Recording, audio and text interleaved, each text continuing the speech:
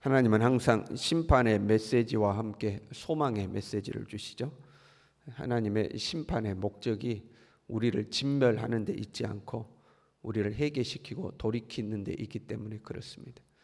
우리가 자녀를 혼내기도 하고 때로 엄히 경고하기도 하는 것은 그 자녀로 하여금 곁길로 가지 않게 하기 위해서, 또는 곁길로 간 자녀가 정신 차리고 똑바로 삶을 살 수 있도록 하기 위해서 그렇게 하는 거죠. 그러니까 하나님께서 우리를 경고하시고 심판을 선언하시고 진노의 메시지를 주시는 것도 우리를 돌이키려고 하시는 경우들이 대부분이죠. 그 하나님의 경고의 말씀을 듣고 돌이키는 자는 하나님으로부터 구원과 회복의 은혜를 누리게 되죠. 근데 그 말씀을 듣고도 돌이키지 않으면 결국 심판에 도달하게 되는 겁니다. 이사야는 1장부터 하나님의 호소와 심판으로 시작을 하죠. 1장, 2장, 3장이 심판을 선언했다면 오늘 본문의 말씀은 이제 회복을 선언하고 있습니다. 회복을 선언하는 그 단어들을 주목하면요, 아름답고 영화로울 것이요, 영화롭고 아름다울 것이며, 거룩하다 칭함을 얻으리니 더러움을 씻기고 청결하게 하고, 여호와께서 거하시고 빛을 만드시고 영광에 덮개를 두시고, 계속해서 영광과 빛과 밝은 것들을 선언하고 계시죠. 3장까지가 죄악으로 말미암아 어두웠던 모습들이라면 이 4장에는 이 밝은 모습이죠. 빛을 만드시고 영광을 드러내시고 영광의 덮개를 덮으시고 회복된 모습들을 보여주고 있습니다. 그 죄로 말미암아 멸망에 이익에 있는 백성들이 회복하게 되는데, 그 회복의 시작이 어떻게 되냐면 2절에요. 그날에 여호와의 싹이 아름답고 영화로울 것이요, 이렇게 됩니다. 여호와의 싹이 영화롭고 아름답다 하죠. 여호와의 싹에서부터, 마치 우리가 식물을 심고 가장 이제 출발점이 싹이 나서부터 그 식물이 자라나는 것처럼 여호와의 싹이 회복의 이제 시작점임을 보여주고 있습니다. 구약에 등장하는 사상 중에 하나가요, 남은 자 사상이라는 것이 있습니다. 남은 자 사상이요. 이사야 6장 13절에 보면 이렇게 나와요. 밤나무 상수리 나무가 배임을 당하여도 그 그루터기는 남아 있는 것 같이 거룩한 씨가 이 땅에 그루터기니라. 거룩한 씨가 남는다 하는 거예요. 하나님의 심판과 진노의 때가 찾아오지만 그 중에서도 하나님이 남겨두는 자들이 존재한다 하는 이제 사상이 남은 자 사상이에요. 아무리 이 절망적인 상황이라 하더라도 하나님이 남겨놓은 자들이 있습니다. 그리고 그들을 통해서 하나님이 다시 회복의 역사를 만들어 가거든요. 홍수 심판 때도 8명의 사람들을 남겨두셨죠, 하나님께서. 그런데 히브리서 11장 7절에 보면 그 홍수 심판 때 살아남은 8명에 대해서 의의 후사다 이렇게 기록하고 있습니다. 의의 후사. 의의 줄기가 끊어지지 않도록 후사를 남겨놓으셨다 그런 뜻이에요. 의의 줄기가 끊어지지 않도록 남겨놓은 후사들, 그게 이제 남은 자들이죠. 남은 자는 그 후사를 위한 거죠. 그리고 이 의의 후사가 누구겠어요? 의의 줄기를 따라 결국 이 땅에 오실 분 예수 그리스도를 이야기하고 있는 겁니다. 의의 후사는 예수 그리스도, 남은 자의 후손은 예수 그리스도죠. 이사야 11장 1절에 이렇게 되어 있습니다. 이 새의 줄기에서 한 싹이 나며 그 뿌리에서 한 가지가 나서 결실할 것이요, 한 싹이 난다 이렇게 되어 있죠. 에레미야 23장 5절에도요. 나 여호와가 말하노라, 보라 때가 이르리니 내가 다윗에게 한 의로운 가지를 일으킬 것이라. 스가랴 3장 8절에는 내가 내 종 싹을 나게 하리라 하고 이야기하고 있습니다. 남은 자 또는 남은 가지, 남은 싹, 이건 다 예수님을 의미하고 있습니다. 여호와의 싹에서부터 회복이 시작돼요. 모든 회복의 시작은 예수 그리스도를 통해서 회복이 되는 겁니다. 우리의 삶에 어떤 문제가 찾아왔어요. 우리 문제가 찾아왔어요. 그럼 내가 그 문제를 어떻게 극복하고 어떻게 회복해 갈 것인가? 예수 그리스도가 출발점이 된다는 거죠. 다른 말로 하면 우리의 삶에 어떤 문제가 찾아왔으면 그 문제를 해결하기를 원한다면 하나님 앞에 내 자신의 신앙을 먼저 바로 세워야 하는 겁니다. 예수 그리스도께로 우리의 신앙을 돌이키고 우리의 신앙을 철저히 예수 그리스도의 중심의 신앙으로 만들어야 거기에서부터 회복의 시작이 된다 하는 거죠. 물론 우리의 삶 가운데 어떤 문제가 찾아왔을 때 내 자신을 점검하고 내 자신을 살펴봤더니 내 자신이 하나님 앞에 크게 범죄했다거나 말씀에서부터 벗어났다거나 그런 게 없을 수도 있습니다. 그러나 그때 하나님은 우리의 신앙이 한 계단 더 성장하기를 원하실 때가 있습니다. 그 우리가 깨닫지 못하면 하나님 우리를 깨우치시려고 우리의 삶에 어려움을 허락하시는 경우가 있어요. 내가 현재의 상황이 하나님 앞에 범죄하지 않았음에도 하나님은 지금의 자리에 머물지 않고 내가 하나님 앞에 더 성장하기를, 조금 더 주님 앞에 더 가까이 가기를 원하는 계획이 있을 때가 있죠. 그 빨리 깨닫고 주님께 더 우리가 가까이 가야 합니다.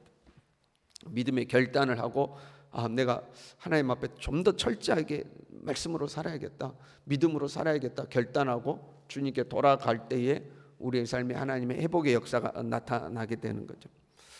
때로 우리가 믿음의 자리에서 멀어질 때도 있어요. 그러면 안 되겠지만 이렇게 새벽에 나와서 기도하시는 분들은 그럴 리가 없겠죠. 어떤 시험에 들었다거나 세상 유혹에 빠졌다거나 그래서 하나님으로부터 점점 이제 멀어질 때가 있죠.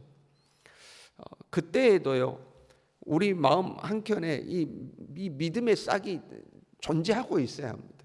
그러니까 그런 거 있잖아요. 내가 이러면 안 되는데, 이러면 안 되는데, 이제 이런 게 이 작은 거라도 존재하고 있어야 되는 거죠. 세상에서 방황하고 살다가 사는 중에도 마음속에는 그게 내가 옛날에 예수 믿던 사람인데 내가 예수님께 돌아가야 되는데, 이제 이것들이 싹이 남아 있어야 하는 겁니다. 그리고 어떤 계기가 되어서 모든 걸 포기하고 내려놓고 결단하고 하나님으로 돌아오는 거죠. 하나님께 돌아오는 거죠. 잡초가 무성했던 그 세상 한가운데서 그 작게나마 남아있던 믿음의 싹을 붙들고 하나님께 돌아오면 하나님은 그 사람을 회복시키는 거죠. 회복시키는 거죠. 그 회복은 우리의 결단을 필요로 하는 겁니다. 우리의 결단을. 내 마음 한켠에 주님께서 내가 좀 더 주님의 말씀대로 살아야 되지 않겠는가, 믿음으로 살아야 되지 않겠는가 하는 그 어떤 마음의 감동을 주실 때 그걸 붙들고 결단하고 돌이켰을 때에 회복의 역사, 치유의 역사가 하나님으로부터 나타나는 거죠. 한 개인도 그렇고 가정도 그렇고 교회도 그렇고 마찬가지입니다. 예수 그리스도께로 온전히 돌았을 때에 거기에 하나님의 회복의 역사가 이제 나타나게 되죠. 3절에 이렇게 이야기해요. 시온에 남아있는 자, 예루살렘에 머물러 있는 자, 곧 예루살렘 안에 생존하는 자 중 기록된 모든 사람은 거룩하다 칭함을 얻으리니, 이렇게 돼 있죠. 시온에 남아있는 자, 예루살렘에 머물러 있는 자, 이렇게 돼 있어요. 시온은 성전이 있는 산을 말해요. 그래서 시온산을 굉장히 중요하게 여기는 겁니다. 시온은 성전이 있는 산이고 예루살렘은 그 산이 있는 곳이죠. 신약으로 하자면 하나님의 교회에 머물러 있는 자, 그런 의미예요. 시온에 있는 자, 예루살렘에 거하는 자라는 것은 하나님의 교회에 머물러 있는 자, 그런 의미죠. 단순히 이 교회 안에, 성전 안에 머물러 있는 어떤 장소적 의미가 아니라 교회의 머리 되시고 주인 되시는 예수 그리스도 안에 거하는 자, 이제 이런 의미로 해석이 될 수가 있습니다. 예수 그리스도 안에 있는 자, 이들은 거룩하다 칭함을 얻는 거죠. 하나님의 심판이 진행될 때요. 보세요. 4절에 보세요. 주께서 심판하는 영과 소멸하는 영으로 시온의 딸들의 더러움을 씻기시고 청결하게 하신다, 이렇게 되어 있어요. 하나님께서 하나님의 백성 이스라엘을 청결하게 하시는데 그냥 이렇게 씻기시는 것 같은데 아주 무서운 말씀이에요. 심판의 영과 소멸하는 영으로 시온의 딸들의 더러움을 씻기신다, 이렇게 되어 있죠. 지금 시온의 딸들을 씻기시는데 어떻게 하냐면 심판과 소멸로 제거해 버리시는 걸 말하는 겁니다. 하나님 앞에 부정하고 정결하지 못하고 회개하지 않고 돌이키지 않는 자들을 하나님께서 소멸시켜 버리는 겁니다. 그 죄악을 소멸시킴으로 깨끗하게 하시는 거죠. 근데 그때에 어떤 자들이요? 예수님께 돌아오는 자들, 하나님의 성전 안에 머무는 자들이 있는 거죠. 주님께서 돌아오라 할 때에 돌아오면 주님은 예수님의 피로 우리를 깨끗하게 씻기십니다. 그런데 돌아오라 하는데 돌아오지 않으면 하나님의 심판으로 아주 깨끗하게 쓸어버리시는 거죠. 돌아오라 할 때 돌아오는 거죠. 그러면 주님께서 예수님의 피로 우리를 이제 깨끗하게 하시죠. 그리고 그렇게 정결함을 입고 거룩함을 입고 성전 안에 머문 자, 예수 그리스도 안에 머무는 자에게는 어떤 일들이 일어나요? 5절에 보면 낮이면 구름과 연기, 밤이면 하염의 빛을 만드시고, 이렇게 되어 있어요. 그럼 뭐가 그 생각나죠? 낮이면 구름과 연기, 밤이면 하염. 뭐죠? 낮에는 구름 기둥으로, 밤에는 불 기둥으로 이끄셨던, 출애굽을 때 이스라엘 백성들을 이끄셨던 하나님의 인도의 손길을 보여주는 거죠. 그러니까 예수 그리스도에게 우리가 온전히 돌아가면 어떻게 회복의 역사가 나타나느냐? 불기둥과 구름기둥이 우리의 삶에 찾아오는 겁니다. 우리의 삶을 이끌어 가시는 하나님의 인도가 우리의 삶에 찾아오는 거예요. 그것을 지금 낮이면 구름과 연기, 밤이면 하염의 빛을 만드신다 하고 표현하는 거죠. 그 주님의 인도하심이, 하나님의 인도가 우리를 찾아오는 거죠. 그리고 우리가 그 하나님의 인도 속에 살아감으로 우리의 삶이 회복되어 가는 겁니다. 예수 그리스도께 온전히 우리가 돌아설 때에 불기둥과 구름기둥의 인도의 역사가 우리의 삶에 찾아오는 거죠. 오늘 하루도 오직 예수로 살아갈 수 있기를 바랍니다. 오직 예수로 살아가서 나를 이끄시는 하나님의 선한 손길이 오늘 하루도 우리의 삶을 인도해 갈 수 있기를 바랍니다. 기도하겠습니다.